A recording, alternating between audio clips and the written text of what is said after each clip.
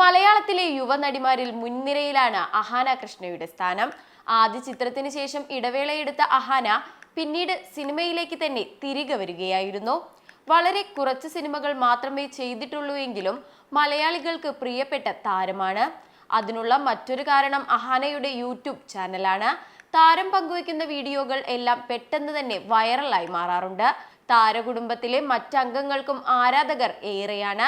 അച്ഛൻ കൃഷ്ണകുമാർ നേരത്തെ തന്നെ നടൻ എന്ന നിലയിൽ മലയാളികൾക്ക് സുപരിചിതനാണ്. സഹോദരിമാരും സോഷ്യൽ മീഡിയയിലെ താരങ്ങളായി മാറിക്കഴിഞ്ഞു. കൃഷ്ണകുമാറിന്റെ രണ്ടാമത്തെ മകൾ ദിയ കൃഷ്ണയുടെ വിവാഹം കഴിഞ്ഞത് ഈ ഇടയ്ക്കാണ്. കല്യാണത്തിന് സഹോദരിമാരെല്ലാം ഗംഭീരമായി അണിഞ്ഞൊരുങ്ങിയിരുന്നു. നവവധുവിനെ പോലെ ഉണ്ടായിരുന്നു അഹാനയെ എന്നാണ് അന്ന് ആരാധകർ പറഞ്ഞത്. ആ വിവാഹത്തിന് ശേഷം ഏറ്റവും കൂടുതൽ ആളുകൾ ചോദിച്ചത് അഹാനയുടെ വിവാഹം ഇനി എന്നായിരിക്കും എന്നതാണ്. അടുത്തത് അഹാനയുടെ വിവാഹമായിരിക്കുമോ എന്ന് ചോദിച്ചപ്പോൾ അത് നറക്കെടുത്ത് നോക്കണമെന്നായിരുന്നു അന്ന് അഹാന നൽകിയ മറുപടി. എന്നാൽ കഴിഞ്ഞ ദിവസം അഹാന ഇതേ ചോദ്യത്തിന് നൽകിയ മറുപടിയാണ് ഇപ്പോൾ ചർച്ചയായിക്കൊണ്ടിരിക്കുന്നത്.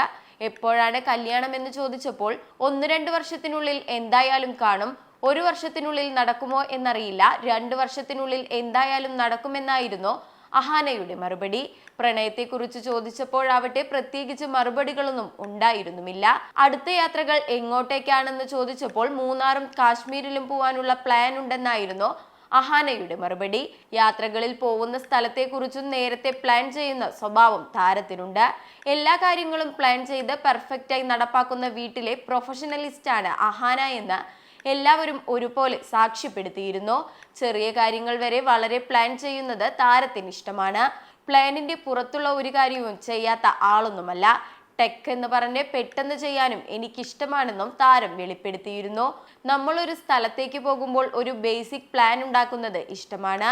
അയ്യോ നമ്മളിനി എന്തു ചെയ്യുമെന്ന് പറഞ്ഞ് അവിടെ സമയം കളയാൻ എനിക്കിഷ്ടമല്ല എന്നും താരം തുറന്നു പറഞ്ഞിരുന്നു.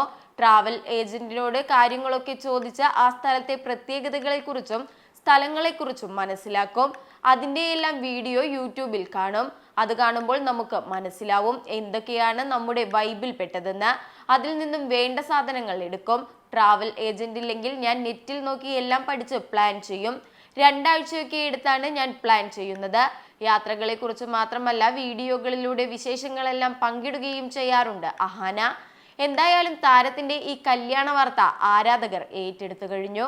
സിനിമാ ലോകത്തെ പുത്തൻ വിശേഷങ്ങളുമായി ചോയ്സ് മൂവി ന്യൂസിൽ വീണ്ടും കാണാം.